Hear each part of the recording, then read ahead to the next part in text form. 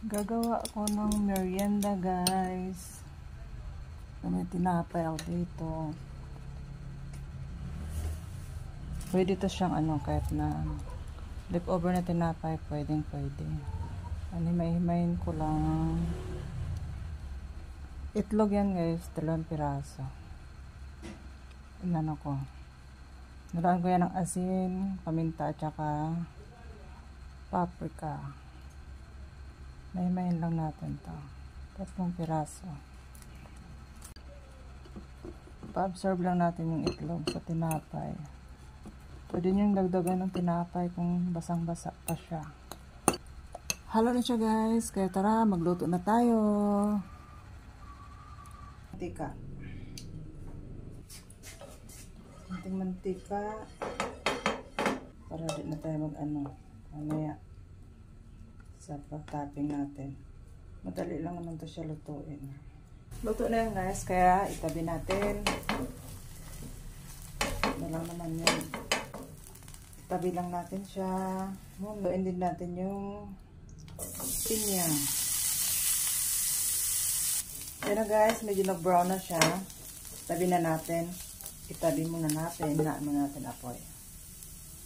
Mahina lang. Itabi natin. Kunting mantika ulit. Kalat natin. Lagay na natin to. So may idea na kayo anong gagawin natin. Kalat lang natin. Yan na, guys, na form na natin siya. Takpan muna natin para maluto. Napakahinang apoy lang, guys. Yan. Pahin lang natin siya maluto. Balikan na natin, guys, kung okay na ba siya sa ilalim.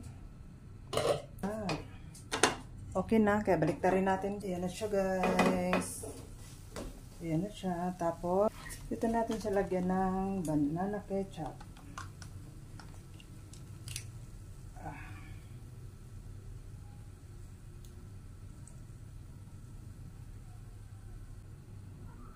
Kalat lang natin.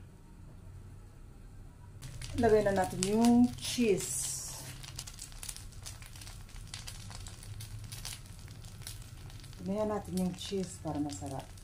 Saka natin ilagay yung ating toppings. Yung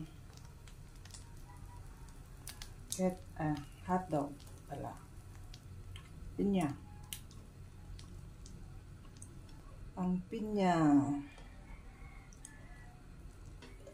At takpan ulit para mag-melt yung cheese.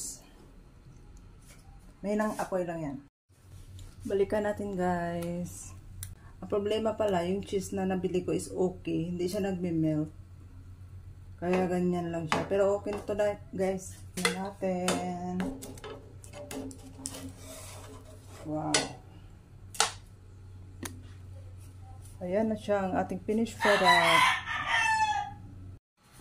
Try na natin kung anong lasa. Oh, para sa talagang yung nabibili natin sa labas. Hindi man siya perfect pagka bilog. At least mukha naman siya talagang pizza.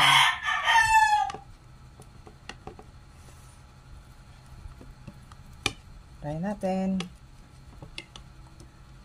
kung pasado ba sa ating panglasa.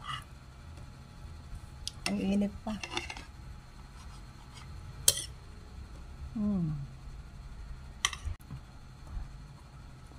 Ayan siya, guys. Ayan yung likod niya, oh. Try natin. Promise, ang sarap. Parang tunay. Mga bahaw na tinapay. Pwede yung gawin ganito. May Hawaiian pizza ka na.